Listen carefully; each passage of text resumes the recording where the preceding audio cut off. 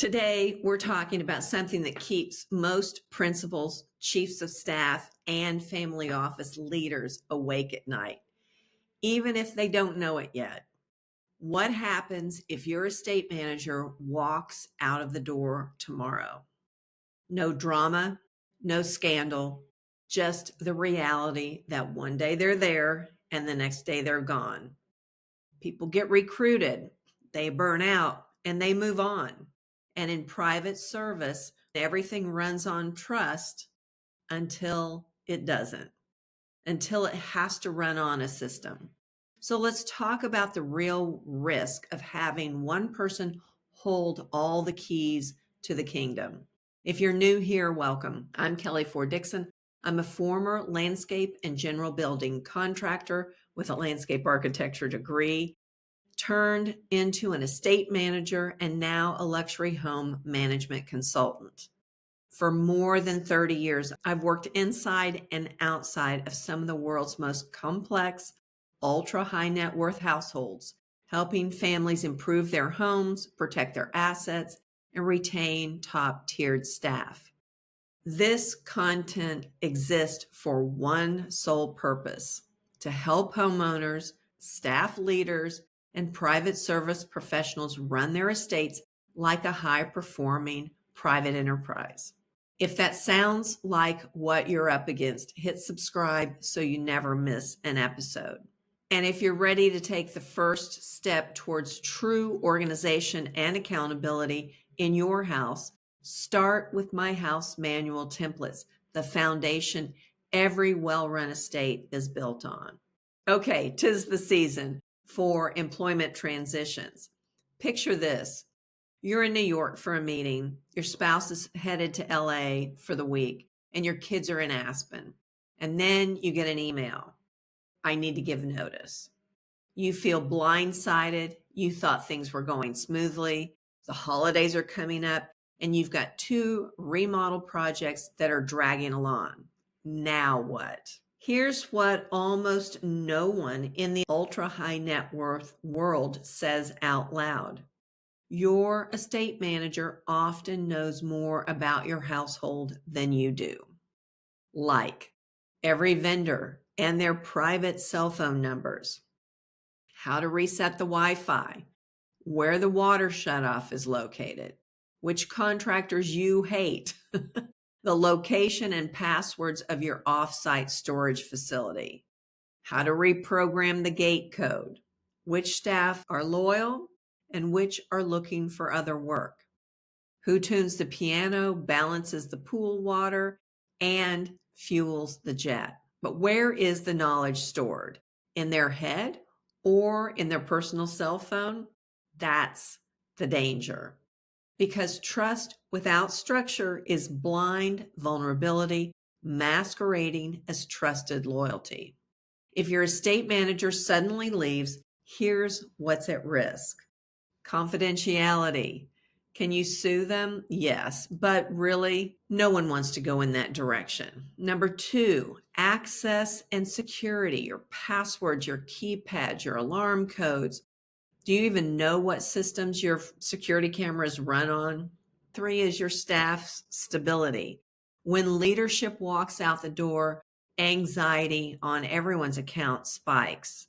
The loyal staff panic and the toxic staff get louder. Number 4, the property is at risk. Maintenance gets missed, something floods, something is missing. No one notices because no one's held accountable. Number 5, vendor chaos. Who approves the work? Who pays the invoices? And who's scheduling service? And 6, your service flow suffers. Everyone scrambles to find out who the next leader will be. I'll be blunt. Estate managers don't leave just because. Unless it's a health or a family issue, they leave for a reason.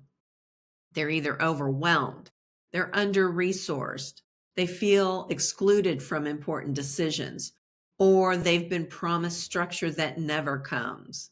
They feel undervalued, underpaid, or they are simply being offered more money by another homeowner for the potential of less chaos.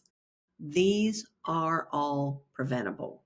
Please know that you can't just call a recruiter and magically produce candidates within the week. An estate manager is part COO, chief of staff, director of residence, therapist, firefighter. I can go on. Hiring the right one can take 3 to 6 months, and onboarding them another 6 to 12 months. This isn't a plug and play scenario. A good recruiter will want to know about your household culture, existing staff's strengths and weaknesses, and why the former estate manager resigned. Here's how to protect yourself now, not later. Document everything. I don't care if it's Trello, Notion, Google Drive, or a paper binder.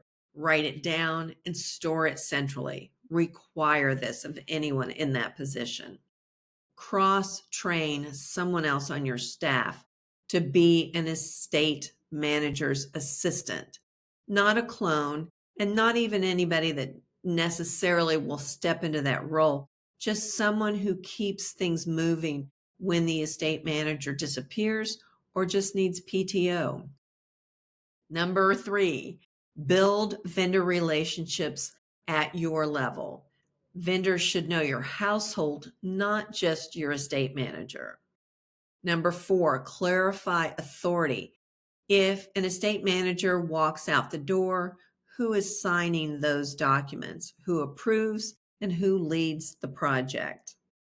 And number 5, audit your risk annually. Once a year, ask yourself, if our house manager, estate manager vanishes today, gets hit by a bus or whatever, would these items still go into play? If the answer is no, fix it right away. Here's the truth that no one tells homeowners. You don't need the estate manager to stay forever. You need a household that survives even when someone leaves. Estate management isn't about loyalty. It is about continuity. So ask yourself, if my estate manager walked out tomorrow or hit by a bus, would everything fall apart? And if that makes you uncomfortable, you're not alone and you're not stuck. This is why I developed our house manual templates and our How to Manage Mansions system. These are the tools that I didn't have when I was an estate manager. And sadly, today, many house managers are working without these tools. They're not a replacement for your estate manager, but to support them and to protect when they leave. And trust me, someday they will. If this episode strikes a nerve with you, share it with a friend, a chief of staff, your family office, or even your estate manager, because a well-managed household is more than a luxury. It's asset protection, it's continuity, no matter who's on the payroll, and it is your peace of mind. Thanks so much for listening, and I'll see you next week.